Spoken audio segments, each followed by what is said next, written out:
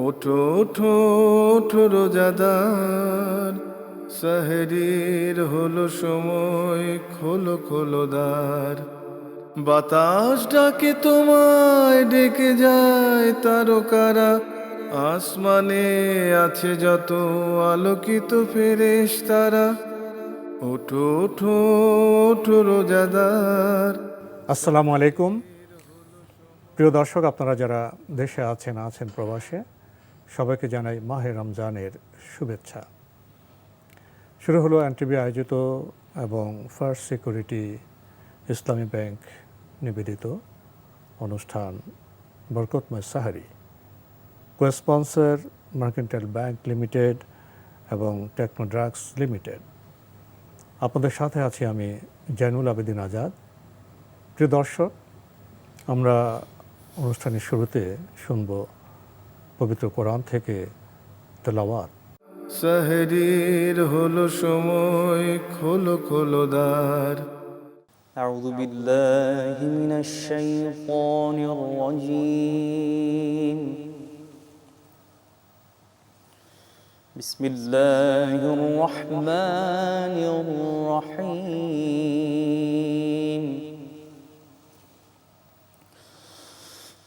إن الذين سبقت لهم منا الحسنى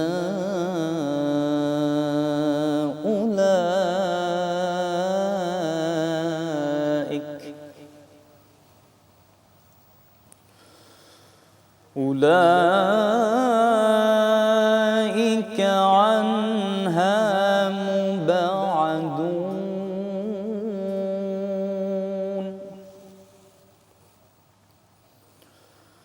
لا يسمعون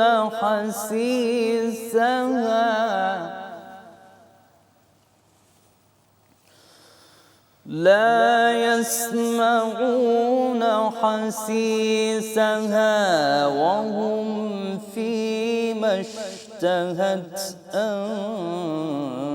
أنفسهم خالدون.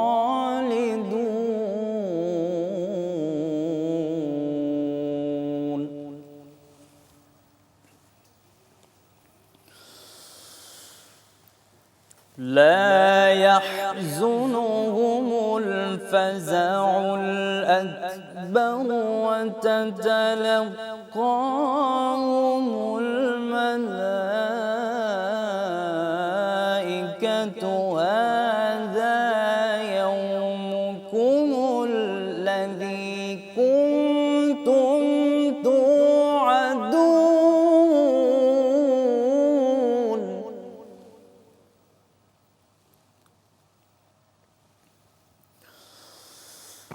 يوم نطوي السماء كطي السجل للكتب كما بدأنا أول خلق نعيده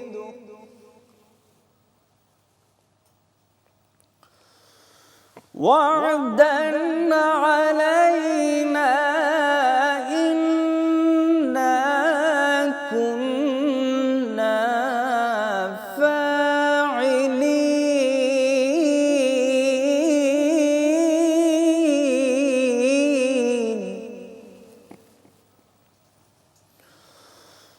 ولقد كتبنا في الزبور من بعد الذكر أن الأرض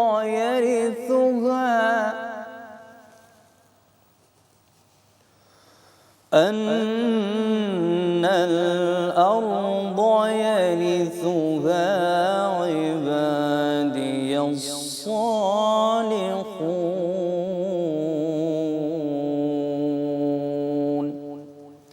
صدق الله العظيم. প্রিয় দর্শক, আমরা এখন শুনব সংক্ষিপ্ত তাফসীর। সাহেরির হলো সময়, খোলো খোলো দ্বার। আসসালামু আলাইকুম ওরহমতুল্লাহি ওবরাকাতু। আলহামদুলিল্লাহ ওসলাতু ওয়াসসালামু আলা রাসূলিল্লাহ ওয়া আলিহি ওয়া আসহাবিহি আজমাইন। সম্মানিত দর্শক ও শ্রোতা, বরকতময় সাহারি অনুষ্ঠান থেকে আমরা সকলকে স্বাগত জানাচ্ছি। আমরা বরাবরের মতো আজকে পবিত্র কোরআন মাজিদের ১৭তম পারার বিশেষ গুরুত্বপূর্ণ অংশগুলো আপনাদের সম্মুখে তুলে ধরতে চাই। আল্লাহ তাআলা কোরআন মাজিদে যে মেসেজগুলো বিশ্ব মানবতার জন্য দিয়েছেন, আমরা তার কিয়দংশ উপস্থাপনের চেষ্টা করছি। ওমা তৌফিক ইল্লা বিল্লাহ। ১৭তম পারাতে আল্লাহ তাআলা সূরা আল আম্বিয়া দিয়ে শুরু করেছেন এ পারার বিভিন্ন নির্দেশনা প্রদান। ১ নম্বরে তিনি বলেছেন, ইকতারাবা লিন্নাসি হিসাবুহুম ওয়া হুম ফি গাফলাতিন মুরিদুন। হিসাবের সময় কিন্তু এসে গেছে মানুষের কাছে, অথচ মানুষগুলো এখনও গাফেল হয়ে আছে। আল্লাহ বোঝাতে চাইলেন দুনিয়ার জীবন শেষ, কিয়ামত অত্যাসন্ন, হঠাৎ করে যে কোনো দিন সিংহায় ফুঁ দিয়ে দেয়া হবে। তোমরা গাফেল হয়ে কেন আছো? সতর্ক হও, কারণ হিসাব দেওয়ার জন্য প্রস্তুতি নিতেই হবে। আল্লাহ তাআলা আমাদের সকলকে তার মুখোমুখি করবেন হিসাবের জন্য, তাই তিনি সতর্ক হতে বলেছেন। তারপর আল্লাহ তাআলা বলছেন, ফাসআলু আহলা যিকর ইন কুনতুম লা তা'লামুন, যে তোমরা যারা ইসলামের বিভিন্ন বিষয় জানো না, যারা জানে তাদেরকে জিজ্ঞেস করে করে জেনে নাও।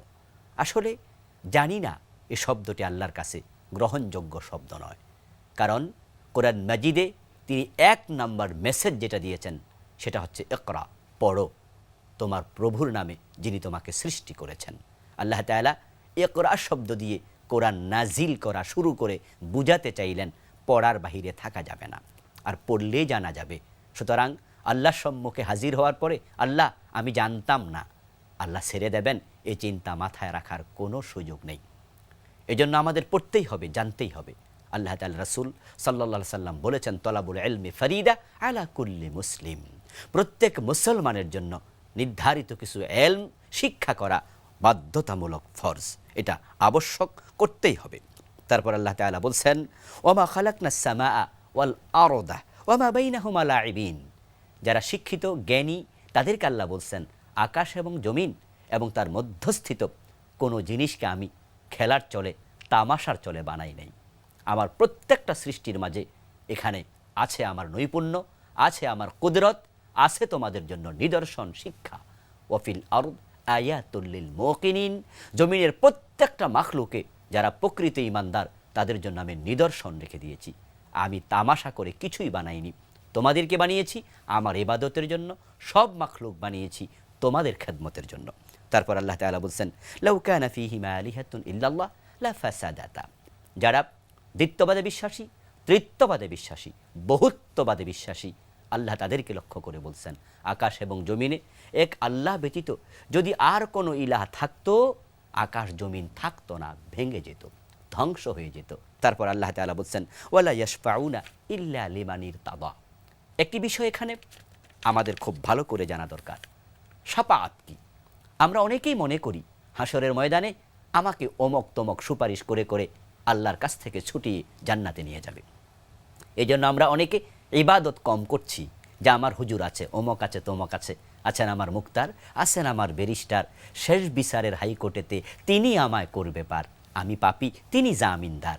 এই একটি চিন্তা আমাদের ভিতরে অনেক সময় কাজ করে। আল্লাহ বলছেন, না, ওয়ালা ইয়াশফাউনা ইল্লা লিমান ইরতাদা। আল্লাহ যার উপর সন্তুষ্ট না হয় ও ব্যক্তির জন্য কোনো সুপারিশকারী সুপারিশ করবে না। কুল লিল্লাহি শাফাআতু জামিআ। আরেক আয়াতে আল্লাহ তাআলা বলছেন, হে নবী আপনি বলে দিন টোটাল শাফাআত আল্লাহর নিজের কন্ট্রোলে থাকবে। মান যাল্লাযী ইয়াশফাউ ইনদাহু ইল্লা বিইযনি। আল্লাহর অনুমতি ব্যতীত আল্লাহর সম্মুখে কে আছে যে শাফাআত করবে? এজন্য আমরা শাফাআত বিশ্বাস করব, কিন্তু আমল কখনো ছেড়ে দেব না। আমল করার পরে তারপরে শাফাআতের চিন্তা মাথায় রাখবো। শুধু শাফাআত দিয়ে নাজাত পেয়ে যাব এই চিন্তা কখনোই করা যাবে না। তারপর আল্লাহ তাআলা বলছেন, ওমা জাআলনা লিবাশারিম মিন ক্বাবলিকাল খুলদা আফা ইম মিত্তা ফাহুমুল খালিদুন। আল্লাহ তাআলা বিশ্ব নবীকে বলছেন, হে নবী আমি আপনার পূর্বে কোনো মানুষকে এই জমিনে স্থায়িত্ব দেইনি, চিরকাল কেউ থাকবে না, আপনাকেও মরে যেতে হবে। ইন্নাকা মাইয়িত ওয়া ইন্নাহুম মাইয়িতুন। সবাই মরে যাবে, সবাইকে যেতে হবে। কুল্লু নাফসিন যায়িকাতুল মাউত। আল্লাহ তাআলা এখানে 35 নম্বর আয়াত সূরাতুল আম্বিয়ার তিনি বলছেন সকল মাখলুককেই, সকল নফসকেই মৃত্যুর স্বাদ গ্রহণ করতেই হবে। সুতরাং নিজেকে কখনো অমর মনে করা যাবে না, চলে যেতে হবে হুট করে, উইদাউট এনি সিগন্যাল, কোনো রকমের সতর্কবার্তা আসবে না। ঘুমিয়েছেন ভালো মানুষ, হয়তো এই ঘুম শেষ ঘুম হয়ে যেতে পারে। রাস্তায় বেরিয়েছেন সুস্থ মানুষ, ট্রাকের চাপায় পড়ে শেষ হয়ে যেতে পারে। এই জন্য সকলকেই মৃত্যুর প্রস্তুতি অলওয়েজ গ্রহণ করে থাকা উচিত। তারপর আল্লাহ তাআলা বলছেন বাল তাতিহিম বাগতাতান ফাতাবহাতুহুম ফালা ইস্তাতিউনা রাদ্দাহা ওয়ালা হুম ইউনজারুন। হঠাৎ করে মৃত্যু আসবে, হঠাৎ করে কিয়ামত আসবে, সেটাকে ফিরিয়ে দেওয়ার ক্ষমতাও কারো নেই। এজন্য আমাদের অলওয়েজ রেডি থাকা উচিত। তারপর আল্লাহ তাআলা ইব্রাহিম আলাইহিস সালামের প্রসঙ্গে এখানে আলোচনা করেছেন। ইব্রাহিমকে নমরুদ আগুনে ফেলে দিয়েছিল, আমরা সে কাহিনী জানি। আল্লাহ এখানে সে আলোকপাত করে বলছেন আমি আগুনের মাঝে ইব্রাহিমকে সুস্থ রেখেছি। ইব্রাহিম আলাইহিস সালামকে যখন আগুনে ফেলে দেওয়ার জন্য চরকিতে উঠানো হলো, চরকি ঘুরছে, রশি দিয়ে হাত পা বেঁধে তারপরে চরকি ঘোরানো অবস্থায় রশিতে ঢিল দেবে, ইব্রাহিম আলাইহিস সালাম আগুনের কুণ্ডলীর মাঝখানে পড়ে যাবেন। এই অবস্থায় ইব্রাহিম আলাইহিস সালাম আল্লাহর উপর তাওয়াক্কুল হারাননি। তিনি চরকির উপরে বসে বলছেন ইয়া রব ইন্নাকা ফিস সামা ওয়াহিদ ওয়া আনা ফিল আরদি ওয়াহিদুন আবুদুক। হে আমার রব, আকাশ আপনি একা পরিচালনা করছেন, তামাম পৃথিবী চালাচ্ছেন একা, জমিনে আপনার গোলাম ইব্রাহিম একা। আমি ভয় পাইনি। হাসবি আল্লাহু নি'মাল ওয়াকিল নি'মাল মাওলা ওয়া নি'মান নাসির। আপনি উত্তম কর্ম সম্পাদনকারী, বন্ধু হিসাবে আপনি সর্বোত্তম, আপনার উপর আমি ভরসা করছি, আপনি যথেষ্ট। আল্লাহ তাআলা বলেন কুলনা ইয়া নারু কুনি বারদান ওয়া সালামান আলা ইব্রাহিম। আল্লাহ তাআলা বলছেন আমি ইব্রাহিম যখন আগুনের মাঝে পড়ছিল তখন আগুনকে আহ্বান করে বললাম হে আগুন, আমার ইব্রাহিমের জন্য তুমি প্রশান্তিদায়ক হয়ে যাও, তৃপ্তিদায়ক হয়ে যাও, তুমি শান্তিপূর্ণ হয়ে যাও, এসি হয়ে যাও। ইব্রাহিম আলাইহিস সালাম সে আগুনের মাঝে 40 দিন ছিলেন। আগুন তার গায়ের জামাটাও টাচ করেনি, শরীরের একটা পশম টাচ করেনি। তাফসীর ইবনে কাসির প্রণেতা লিখেন ইন্নান নার লাম তাহরিক মিনহু ইল্লা ওয়াসাকা। ইব্রাহিম আলাইহিস সালামকে হাতে পায়ে রশি বেঁধে ফেলে দেওয়া হয়েছিল, আগুন শুধুমাত্র সে রশি খেয়েছে, তিনি সেখানে বড় আরামে ছিলেন। ইব্রাহিম আলাইহিস সালাম 40 দিন পর সুস্থ অবস্থায় বের হয়েছিলেন, হায়াত পেয়েছিলেন 250 বছর। তিনি জীবনের শেষ দিকে নিজের সন্তানদের সাথে, আত্মীয় স্বজনের সাথে যখন গল্প করতেন তখন তিনি বলতেন আমার এই লম্বা হায়াতে আমি যত স্বাদ আহ্লাদ আরাম আয়েশ উপভোগ করেছি, সবচেয়ে বেশি আরামে ছিলাম নমরুদের আগুনের ভিতরে। সুতরাং এতে বোঝা যায় আল্লাহর উপর তাওয়াক্কুল যার থাকে আল্লাহ তাকে আগুনের ভিতরে হেফাজত করতে পারেন। মান ইয়াতাওয়াক্কাল আলাল্লাহ ফাহুয়া হাসবুহ। পরবর্তীতে আল্লাহ তাআলা এই পারাতে সূরাতুল হজ নাজিল করেছেন। সেখানে তিনি বলেছেন শুরুতেই ইয়া আইয়ুহান নাসুত্তাকু রাব্বাকুম ইন্না জালজালাতাস সাআতি শাইউন আযীম। হে মানুষেরা, তোমাদের রবকে ভয় করো আর কান খুলে শোনো, কিয়ামতের ধাক্কা বড়ই ভয়াবহ, বড় জঘন্য। আল্লাহ তাআলা পৃথিবীকে একসময় মেচাকার করে দেবেন। তিনি পৃথিবী বানিয়েছেন মুমিনদের জন্য, ইবাদতকারীদের জন্য। যতদিন পর্যন্ত পৃথিবীতে একজন মুমিন থাকবে ততদিন পর্যন্ত কিয়ামত হবে না। যখন ইবাদতকারী থাকবে না, মুমিন থাকবে না, আল্লাহ পৃথিবীকে রাখবেন না, সেটাই তিনি এখানে বলছেন। তারপর তিনি বলছেন যারা কাফের হবে তাদেরকে তিনি জাহান্নামে ফেলে দেবেন, জাহান্নামে আগুনের কাপড় তাদেরকে পরিধান করাবেন, ইউসাব্বু মিন ফাওকি রুউসিহিমুল হামিম। এবং জাহান্নামীদেরকে আগুনের ভিতরে জাহান্নামে মাথার উপরে গরম পানি ঢেলে দেয়া হবে, ইউসহারু বিহি মা ফি বুতুনিহিম ওয়াল জুলুদ। ওই পানি তাদের গায়ের চামড়া মাংস সব জ্বালিয়ে ফেলবে, হাড়ি নাড়ি বুড়ি সব হাড্ডি সহ সব তার পায়খানা রাস্তা দিয়ে বেরিয়ে যাবে। নাউযুবিল্লাহি মিন যালিক। তারপর আল্লাহ বলছেন ওয়াযিন ফিন নাস বিল হজ। হে ইব্রাহিম আলাইহিস সালাম, আপনি হজের ঘোষণা দিন। আমরা জানি সকলে কাবা শরীফ বিনির্মাণের পরে ইব্রাহিম আলাইহিস সালামকে আল্লাহ তাআলা হজের ঘোষণা দিতে বলেছেন। ইব্রাহিম আলাইহিস সালাম তখন তিনি সাফা পাহাড়ে দাঁড়িয়ে হজের ঘোষণা দিয়েছিলেন, সে প্রসঙ্গে আল্লাহ এখানে আলোকপাত করেছেন। তারপরে তিনি বলছেন ফাকুলু মিনহা ওয়াত'ইমুল বাইসাল ফাকির। আমরা যখন হজ করি, হজের পরে আমরা পশু জবেহ করি। আবার আমরা যারা হজ করি না, আমরা কোরবানির দিন পশু জবেহ করি। আল্লাহ তাআলা বলছেন ওই পশুর মাংস নিজে খাবে এবং অসহায় দরিদ্র মানুষকেও খাওয়াবে। তারপর আল্লাহ তাআলা গুরুত্বপূর্ণ আরেকটি বিষয় এখানে বলেছেন ওমান ইউশরিক বিল্লাহ ফাকান্নামা খাররা মিনাস সামা। যারা শিরক করবে, মনে হয় যেন তারা আকাশ থেকে পতিত হবে। যদি আকাশ থেকে কেউ পতিত হয় সে বাঁচার কথা নয়। আল্লাহ বুঝাচ্ছেন শিরক যে ব্যক্তি করবে জাহান্নাম থেকে সে কোনোভাবে বাঁচতে পারবে না। তারপর আল্লাহ পাক রব্বুল আলামিন বলছেন মিল্লাত আবিকুম ইব্রাহিম হুয়া সাম্মাকুমুল মুসলিমিন, তোমরা যারা ইব্রাহিমের সন্তান দাবি করছো নিজদেরকে, তারা ইব্রাহিমের দ্বীনকে ভালোভাবে আঁকড়িয়ে ধরো। ইব্রাহিম আলাইহিস সালাম ছিলেন প্রকৃত মুসলিম। ইয ক্বালা লাহু রাব্বুহু আসলিম ক্বালা আসলামতু লিরাব্বিল আলামিন।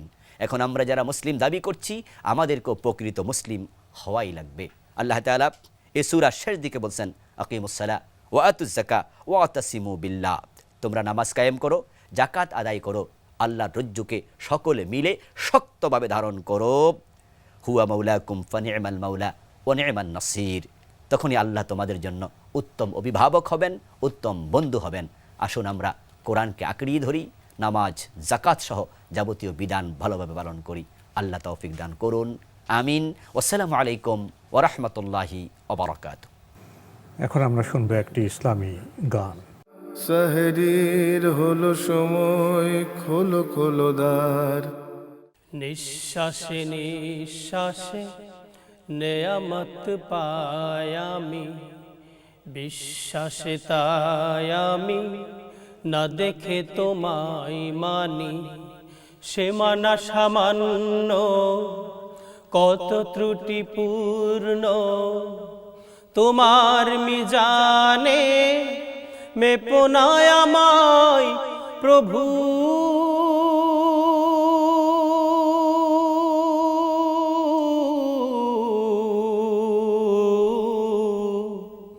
গোপনে ক্ষমা করে দিও তুমি। তোমার বাধ্য হলে তার জন্য প্রতিশোধ নাও না তুমি তো হে খুদা।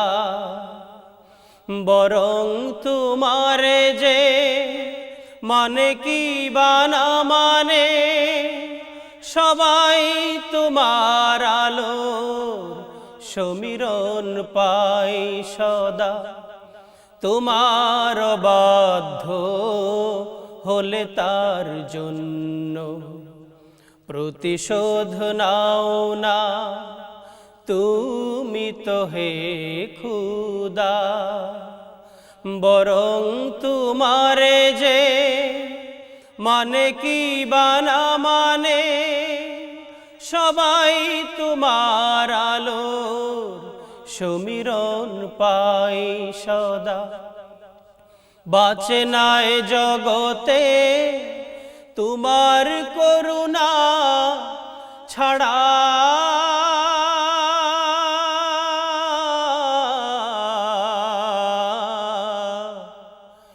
একটি মুহূর্ত কোন প্রাণী। নিঃশ্বাসে নিঃশ্বাসে নেয়ামত পাই আমি, বিশ্বাসে তাই আমি না দেখে তোমায় মানি। সে মানা সামান্য, কত ত্রুটিপূর্ণ, তোমার মিজানে মেপো না আমায় প্রভু।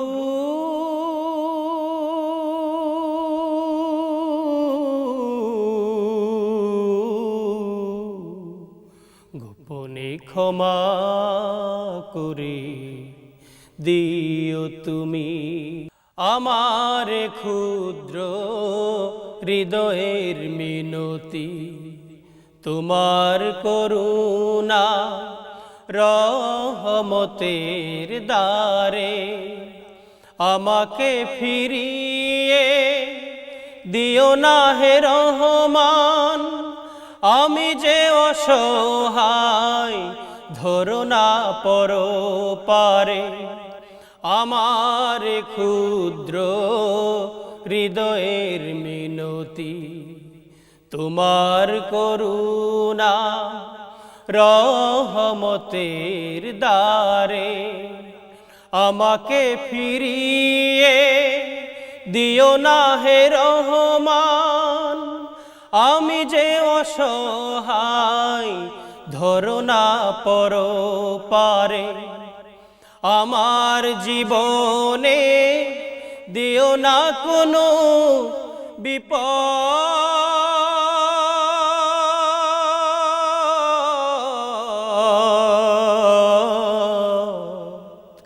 কিংবা অপমান দুঃখ গ্লানি নিঃশ্বাসে নিঃশ্বাসে নেয়ামত পাই আমি বিশ্বাসে তাই আমি না দেখে তোমায় মানি সীমানা সামান্য কত ত্রুটিপূর্ণ তোমার মিজানে মেপনায় আমায় প্রভু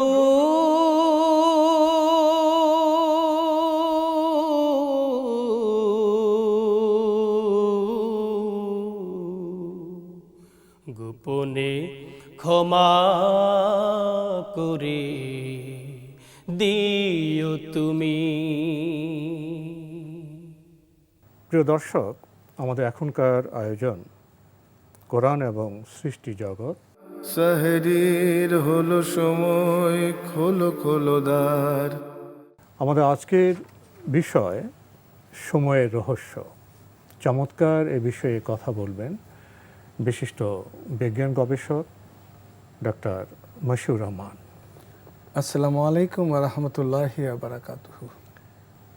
এই কয়েকটি আয়াতে কি বলা হয়েছে সে সম্পর্কে আমরা জানতে চাইব ডক্টর মশিউর রহমান আপনার কাছ থেকে। ধন্যবাদ আপনাকে। সূরা দাহার অর্থাৎ সময় এবং এর আরেকটি নাম হচ্ছে ইনসান অর্থাৎ মানুষ। আপনি দেখেন এই আয়াতটিতে 1 থেকে 5 নম্বর যেটা আমরা তেলাওয়াত শুনলাম তাতে কিন্তু সময়ের কথা আছে এবং মানুষের এমব্রায়োলজির কথা, ভ্রূণবিদ্যার কথা, সৃষ্টির কথা বলা হলো। দেখেন প্রথম আয়াতটিতেই আমরা জানি যে আমি মানুষকে সৃষ্টি করেছি মিশ্র শুক্রবিন্দু থেকে। তার আগে 1 নম্বর আয়াত আল্লাহ সুবহানাহু হাল আতা আলাল ইনসানি হিনুম মিনাদ দাহরি লাম ইয়াকুন শাইআম মাযকুরা। মানুষ এমন একটা সময়ের মধ্য দিয়ে অতিবাহিত করেছে যে সে বলার মতো কিছুই ছিল না। দ্যাট ইজ মানুষ সৃষ্টিটা কিন্তু কিছু ছিল না মানুষের জন্য। এই অসহায়ত্ব যে আমি কি, আমার অতীত কি, এবং দেন আল্লাহ এই মানুষ সৃষ্টির কথা বলতে যে বলছেন যে আমি শুক্র থেকে মানুষ সৃষ্টি করলাম। এবং এই আয়াতটিতে আমরা যদি দেখি যে একটা অত্যন্ত মূল্যবান কথা আছে 2 নম্বর আয়াতে, আমশাজিন শব্দটা ব্যবহার করা আছে সূরা দাহারে। একসময় আমরা যদি অতীতের দিকে যদি তাকাই, সে আপনি যত বিজ্ঞানীদের কথা বলেন তারা কীভাবে, যেমন আপনি স্প্যালেনজানি, তারপর আমরা যদি ধরি অ্যারিস্টটল, সে সময় ধারণা করা হতো যে স্পার্মের মধ্যে একটা ছোট্ট ক্ষুদ্রাতি ক্ষুদ্র মানুষ, যেটা একটা মানুষ যেমন শিশুকাল থেকে বড় হয়, লম্বা হয়, ঠিক ওই মিনিয়েচার হিউম্যান স্ট্রাকচার থেকে মানুষ কিন্তু বড় হয়। একটা ভুল ধারণা ছিল, ক্ষুদ্র আকৃতি থেকে বৃহৎ আকৃতি। কিন্তু দেখেন 19th সেঞ্চুরিতে এসে এটা মানুষ জানলো যে আমি বলি যে 18th সেঞ্চুরিতে যে স্পার্ম এবং ওভামের যে মিলনে দ্যাট ইজ জাইগোট ফর্ম করে, এটা কিন্তু 1400 বছর আগে সূরা দাহারের 2 নম্বর আয়াতে কিন্তু উল্লেখ করা হলো। এখন আমাদের মূল বিষয় হচ্ছে সময়। সময়টাকে যদি বলা যায়, সময়ের সঙ্গে আপনি ফিজিক্সে খুঁজে পাবেন না। সময় সম্পর্কে নানা কথা আছে, নানা মত অভিমত আছে। হ্যাঁ, আপনি যদি ফিলোসফিতে বলেন খুঁজে পাবেন না, সাইকোলজিতে বলেন কোনো খুঁজে পাবেন। ইভেন আপনি লিটারেচারের সময় কি, বিভিন্ন যারা লিখে গেছে সময়, আসলে সময় সম্পর্কে কারো কোনো আলাদা এটা ডিফাইন করতে পারেনি সময় আসলে কি। কারণ সূরা কাসাসের 71-72 নম্বর আয়াতে আল্লাহ সুবহানাহু ওয়া তাআলা বলছেন, আমি যদি রাতকে প্রলম্বিত করি কিয়ামত পর্যন্ত, কে আছে আমি ছাড়া তোমাদের জন্য দিন আনার। এবং পরের আয়াতটিতে যদি দিনকে প্রলম্বিত করি, দিন আর রাত্রি যদি না থাকে, এই যে অল্টারনেটিভ ওয়েতে আমি তো টাইম কাউন্ট করতে পারবো না, আর দিন আয়াত সূরা বাকারার 189 নম্বর আয়াতে সূর্য চন্দ্রের সৃষ্টির মূল কারণ হচ্ছে টাইম কাউন্টিং। আমরা কাউন্ট করতে পারি টাইম, ঘড়ি দিয়ে টিক টিক দিয়ে এটা কাউন্ট করতে পারি। What is time we cannot define. তো সময় আসলেই কিন্তু একটি রহস্যজনক বিষয়। সময় নিয়ে যারা দার্শনিক তারা ভেবেছেন, যারা শিল্প সাহিত্য করেন তারাও সময় নিয়ে ভেবেছেন, ভাবালুতা প্রকাশ করেছেন, কাব্য করেছেন। চিকিৎসা বিজ্ঞান তো সময় নিয়ে কথা বলেছে এবং কথা বলেছে নিউরোসায়েন্স। আপনার কাছ থেকে জানতে চাইব সময়ের ব্যাপারে চিকিৎসা বিজ্ঞান বা নিউরোসায়েন্সের ধারণা কি? প্রথম কথা বলি, আপনি যে রিদম দিই আমরা, এই রিদমটা ব্রেনের একটা এরিয়া, এটা কিন্তু পারসিভ করে। এই যে তালটা, হ্যাঁ, আমরা বিভিন্ন তাল দিই, যেমন গানে তাল দেয় তাল। সুতরাং ঘড়ির যে টিক টিক এরও একটা রিদম আছে, সেটা ব্রেন যেমন দিন রাত আপনি যে ফিল করবেন, ব্রেনের একটা এরিয়া যেটা এটা ফিল করতে সাহায্য করে। না আমাদের তো শরীরের বিভিন্নভাবে তো রিদমটা হচ্ছে, যদি স্পন্দন হচ্ছে না, স্পন্দন তো হচ্ছে, সব জায়গায় তো স্পন্দন হচ্ছে, এখানে স্পন্দন হচ্ছে। তো ব্রেইনের এটা বলা হয় যে সুপ্রাকাইসমেটিক নিউক্লাই একটা, এটা এক ধরনের, এটা কি করে ব্রেনের কিছু কিছু অংশ আছে যেমন সেরিব্রাল কর্টেক্স, বেজাল গ্যাংলিয়া, সেরিবেলাম, একসাথে কিন্তু আমার সময়কে অনুভব করতে সাহায্য করে। এবং এর সাথে আরেকটা বিষয় আছে, যেমন আমাদের ব্রেনে এক ধরনের ডিভাইস আছে যেটা বলা হয় পেসমেকার অ্যাকুমুলেটর। সময়টা ধারণ করার জন্য এটা আছে, এবং মস্তিষ্কের এক ধরনের সময়টা নিরূপণ করে এক ধরনের নিউরাল সিগন্যালের মাধ্যমে। এই নিউরাল সিগন্যালের জন্য আপনি অনুভব করতে পারেন পাস্ট, প্রেজেন্ট, ফিউচার। সুতরাং ওই সিগন্যালটা যদি না থাকতো আপনি কিন্তু পাস্ট, প্রেজেন্ট, ফিউচার ফিল করতে পারবেন না। এটা একটা বিস্ময়কর ব্যাপার। ওই সিগন্যাল উইথড্র করলে দেখবেন আসলে সময় বলে কিছু নাই, এটা একটা বিভ্রান্তি। ওয়ালাস ইন্নাল ইনসানা লাফি খুশাল, সময়ের মহাকালের শপথ। নিশ্চয়ই মানুষ বিভ্রান্তির একটা জিনিস হচ্ছে টাইম। কারণ আইনস্টাইন বলছেন, আইনস্টাইনের হিসাবে টাইম আসলে কিছু না। হ্যাঁ, this is just an illusion. There is no past, no present and no future, all these are illusion. সময় নিয়ে আপনি বিজ্ঞানীদের কথা বলেছেন, তো বিজ্ঞানীরা তো হাইপোথেসিস করেন, তারা অতীতেও করেছেন, এখনো করছেন। সময় সম্পর্কে বিজ্ঞানীদের আগের যে ভাবনা এবং বর্তমান সময়ের যে ভাবনা, এর মধ্যে কি কোনো তারতম্য আছে, কোনো রকম ফের আছে? একটা বিশাল রকম ভেদ আছে, কারণ বিভিন্ন সময় বিভিন্ন বিজ্ঞানী এটা বিভিন্নভাবে এক্সপ্লেন করলো। প্রথমে বলে নিই, 3টা মিসকনসেপশন আছে হলো সময়কে নিয়ে। একটা ধারণা ছিল যে time is absolute, but it is not absolute. আরেকটা কথা হচ্ছে time is synchronise through out the universe. আজকে আপনি যদি পৃথিবীতে, মিল্কি ওয়েতে, অ্যান্ড্রোমেডা গ্যালাক্সিতে সময় একইভাবে চলে এরকম ধারণা করা হতো, কিন্তু দেখা গেল মহাবিশ্বের বিভিন্ন স্থানে সময় কিন্তু একইভাবে প্রবাহিত হচ্ছে না। কোনো জায়গায় ফাস্টার, কোনো জায়গায় স্লোয়ার। এমন হতে পারে আপনি আলোর গতিতে গেলেন, পৃথিবীতে এসে দেখবেন আপনি বহু বছর সামনে চলে আসছেন। আরেকটা থার্ড ওয়ান হচ্ছে যে time flows at a constant rate, একই নিয়মে চলে। কিন্তু আসলে দেখা গেছে আপনি যখনই স্পিডিং আপ হচ্ছে, আপনি আলোর গতিতে চলবেন, টাইমস বিকাম স্লো ডাউন। এইখানে এই যে 3টা মিসকনসেপশন, পুরানো কনসেপশন, তার মানে ইউনিভার্সাল টাইম বলে কিছু নাই, এবং তারপর এটা ইট ইজ নট সিনক্রোনাইজড, এটা আমরা জানতে পারলাম, এবং টাইমের যে ফ্লো সেটা আমরা জানলাম। এখন যদি চিন্তা করি, স্যার আইজ্যাক নিউটন কি বললেন? তিনি টাইমকে অ্যাবসলিউট করলেন, টাইম ইজ অ্যাবসলিউট। তার এই ধারণাটা ভুল ছিল। পরবর্তী বিজ্ঞানীরা বললেন যে না, টাইম ইজ নট অ্যাবসলিউট। এবং কারণ নিউটনের পরে আইনস্টাইন কিন্তু তার এই প্রপোজালটা ভুল প্রমাণিত করে দিলেন।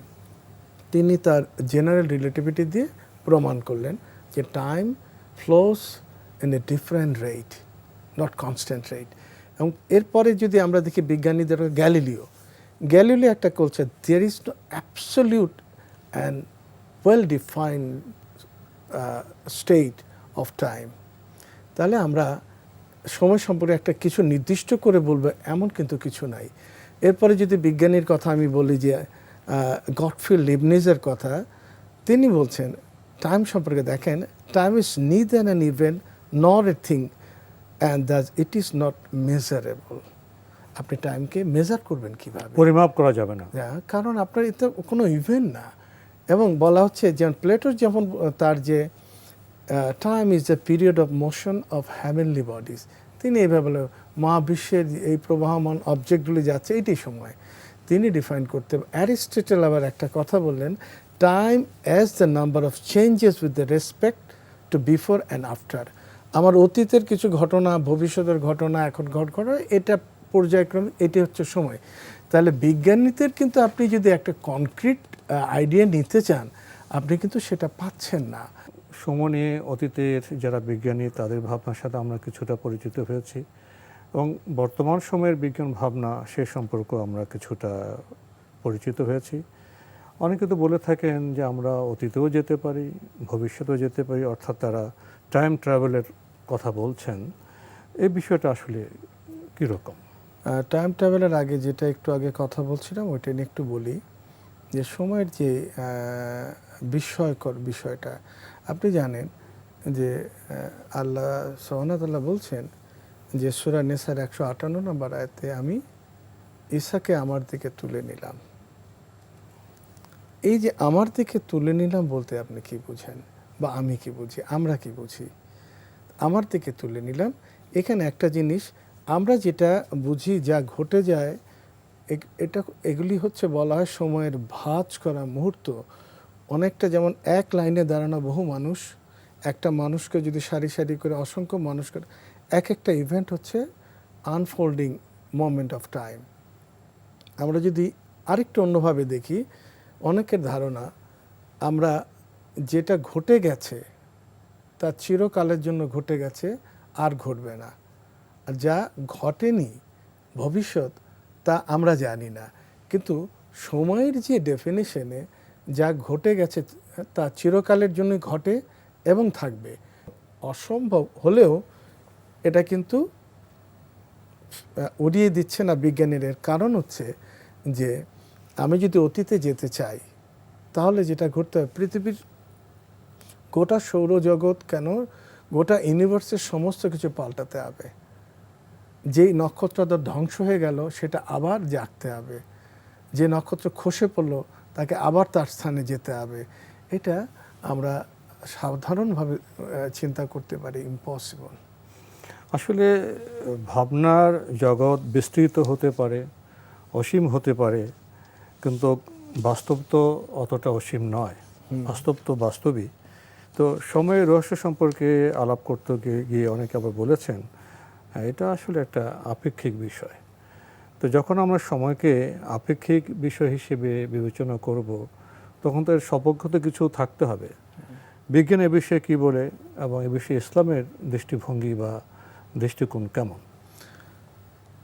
আপনি দেখবেন কোরআন মজিদে বেশ কতগুলি সূরা আছে এবং বেশ কিছু আয়াত আছে, এবং সূরা কাহাফ গোটাটাই কিন্তু সময়ের এক রহস্যময় অবস্থান। সূরা কাহাফের 9 থেকে 26 নম্বর আয়াত পর্যন্ত কয়েকজন যুবকের রহস্যময় শত শত বছর অবস্থানের কথা আছে, যেটা আপাত দৃষ্টিতে আমাদের কাছে বিস্ময়কর, এটা আমাদের বিবেচনার বাইরে। হ্যাঁ, যা আমরা জানি না।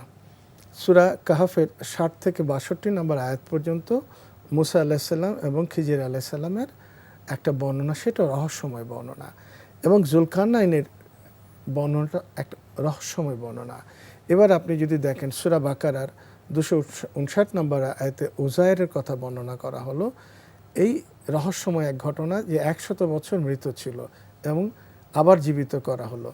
আপনি এইভাবে দেখেন যে সূরা কাসাসের 71-72 নম্বর আয়াত, সূরা আসর, এইভাবে আমরা কিন্তু বহু জায়গায় কোরআন মজিদে সময়ের এই অবস্থান দেখি। আর যদি বলি a different phase of time, যদি বলি এখানে একরকম ওইখানে একরকম সময়, যেটা বললাম যে টাইম ইজ নট সিনক্রোনাইজড, তাহলে আপনি দেখবেন সূরা মারিজের 4 নম্বর আয়াত আল্লাহ বলছে, তারাজুল মালাইকাতু ওয়ার রূহ ইলাইহি ফি ইয়াউমিন কানা মিকদারু 50 আলফি সানাতি। সেই দিনে মানে মানুষ রূহ আল্লাহর দিকে যায়, এটা কিয়ামতের পরের কথা বলা হচ্ছে, যেটা 50,000 বছরের সাথে তুলনা করা হলো। ইবনে কাসিরে আছে এটা হচ্ছিল প্রথম আকাশের একটা মানে ফেজ বলা হলো। আমি যদি সূরা হজের 47 নম্বর আয়াতের দিকে তাকাই, সেখানে কিন্তু আপনি দেখবেন 1000 বছরের সাথে কম্পেয়ার করা হলো আমার এই দিন, আমার দিন একদিন। তখনকার দুটো কম্প্যারিজন, টাইমের রিলেটিভিটি আপনি দেখেন। ওয়া ইন্না ইনদা রাব্বিকা কালফি সানাতি মিম্মা তাউদ্দুন, এই যে বলা হলো 1000 বছর, এবং সূরা সাজদার 5 নম্বর আয়াতে আপনি দেখেন 1000 বছরের এই কথাটা বলা হলো। কিয়ামতের পরে আমরা জানি যে কিয়ামত হবে, আমরা স্বাভাবিকভাবে জানি, রিলেটিভিটি বলি, 1000 বছর আগে মারা গেলাম, কিয়ামতের দিন মারা গেল না, সে তো বারজাক পেল না, বা কিয়ামতের একদিন আগে গেল। আপনার মনে হচ্ছে সে 1000 বছর শাস্তি পাবে আর সে একদিন শাস্তি পাবে, অথবা কিয়ামতের দিন সে গেল, সে বারজাক পেল না, এটা ধারণা করার কোনো কারণ নেই। কারণ টাইম ফ্রেমের এই বিস্ময়কর জিনিসটা আল্লাহ সুবহানাহু ওয়া তাআলার হাতে, এটা আমি পারসিভ করতে পারবো না, বিজ্ঞানীরা পারসিভ করতে পারবে না। সুতরাং এ প্রশ্ন এটা অত্যন্ত কঠিন একটা বিষয়, যে কোনো বিজ্ঞানীর পক্ষে এটা সলভ করা সম্ভব না। এখন যেটা বললাম যে আমরা সূরা ইসরার 52 নম্বর আয়াতে বলতে পারি যে তখন মানুষ কিয়ামতের দিনে বলবে যে তারা খুব সামান্য সময় পৃথিবীতে ছিল, অবস্থানটা, পৃথিবীর এই অবস্থানটা, এবং সূরা রুমের 55 নম্বর আয়াতে আমি দেখি তারা ওই একইভাবে সামান্য মুহূর্তের কথা, সামান্য মুহূর্ত বলে কয়েক সেকেন্ড, কয়েক মিনিট হতে পারে। আমরা সূরা আহকাবের 35 নম্বর আয়াতে বলি, তারা বলবে যে আমরা একদিনের বেশি অবস্থান করিনি, যে এই বিশাল সময়টা এক মুহূর্তের মতো মনে হবে। সূরা নাজিয়াতে একইভাবে তারা বলবে আমরা হয়তো এক সন্ধ্যা বা এক সকাল অবস্থান করলাম। একইভাবে সূরা মুমিনুনে 112 থেকে 14 নম্বর আয়াত যদি আমরা দেখি, তারা বলবে আমরা খুব অল্প সময় পৃথিবীতে ছিলাম। সূরা তাহার 102 থেকে 104 নম্বর আয়াতে যদি দেখি, তারা বলবে যে তারা হয়তো 10 দিনের মতো পৃথিবীতে অবস্থান করেছিল। এবং পুণ্যবানরা বলবে যে আমরা, যেমন সূরা ইসরা 52 নম্বর আয়াতে, যে আমরা খুব সামান্য অবস্থান করেছি। এবং সূরা রুমের 55-56 নম্বর আয়াতে পাপীরা বলবে যে আমরা খুব অল্প মুহূর্তে পৃথিবীতে ছিলাম। এইভাবে আপনি দেখবেন সূরা ইউনূসের 45 নম্বর আয়াতে বলে যেন তারা অবস্থানই করেনি। তাহলে এই যে সময়ের যে বিভিন্ন আরও আয়াতে, বিভিন্ন আয়াতে বলা আছে, কখনো এক মুহূর্ত, কখনো এক সকাল, কখনো সন্ধ্যা, কখনো 10 দিন, কিছু মুহূর্ত, এই যে বিভিন্নভাবে বর্ণনা করা টাইম ফ্রেম যে ডিফারেন্ট, তার একটা কিন্তু আপনি এই সমস্ত আয়াত থেকে বুঝতে পারবেন। সেই যে প্রথম বলে misconception, time is not synchronised, এবং টাইম একইভাবে চলে না। এই কোরআন মজিদের এই আয়াত থেকে আপনি বুঝতে পারলেন সমস্ত বিষয়। সংক্ষিপ্ত সময়ের রহস্য প্রসঙ্গে আপনি বিজ্ঞানের আলোকে, পবিত্র কোরআনের আলোকে কিছু তথ্য দেওয়ার চেষ্টা করেছেন, অনুভব, উপলব্ধির কথা বলেছেন। তো সংক্ষিপ্ত সময়ে বোধহয় বিষয়টি সম্পূর্ণভাবে পরিষ্কার করা সম্ভব নয়। আমরা কিছুটা আলো পেলাম, আমরা চেষ্টা করব ভবিষ্যতে সুযোগ পেলে এই বিষয়ে আরও কথা বলার। তো আপনি কষ্ট করে আমাদের স্টুডিওতে এসেছেন, সময় দিয়েছেন, সেজন্য আপনাকে অনেক ধন্যবাদ। আপনাকেও ধন্যবাদ। প্রিয় দর্শক, আমরা দেখছিলাম এনটিভি আয়োজিত এবং ফার্স্ট সিকিউরিটি ইসলামী ব্যাংক লিমিটেড নিবেদিত অনুষ্ঠান বরকতময় sehri, co-sponsor mercantile bank limited এবং টেকনো ড্রাগস লিমিটেড। প্রিয় দর্শক, আমাদের অনুষ্ঠান আপনারা এনটিভি অনলাইনেও দেখতে পারবেন। ভিজিট করুন www.ntvbd.com। এছাড়া ইউটিউব এবং আমাদের ভেরিফাইড ফেসবুক পেজ অনুষ্ঠান দেখতে পারবেন। সংক্ষিপ্ত সময়ে ডক্টর মশিউর রহমান, আপনি সময়ের রহস্য নিয়ে কথা বলছিলেন। আপনার আলোচনা শুনতে শুনতে, বিজ্ঞানীদের পর্যবেক্ষণ, ভাবনা শুনতে শুনতে আমি পবিত্র কোরআনের একটি আয়াতের কথা বারবার ভাবছিলাম। মহান আল্লাহ বলেছেন, আমি মানুষকে জ্ঞানের খুব অল্পই দিয়েছি। সে অল্প জ্ঞানে আমরা সময়ের রহস্য নিয়ে কিছু চিন্তাভাবনা করতে পারি। চিন্তাভাবনা করাই সঙ্গত। আমরা আরও বোঝার, আরও উপলব্ধি করার চেষ্টা করব। সামনে ইনশাআল্লাহ দেখা হবে আগামীকাল একই সময়ে। প্রিয় দর্শক, মহান আল্লাহ আমাদের সবাইকে নিরাপদে রাখুন, রাখুন শান্তিতে। আসসালামু আলাইকুম।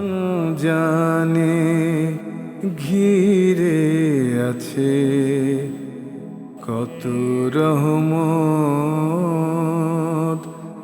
আছে কদরের রাত বরণে আমার।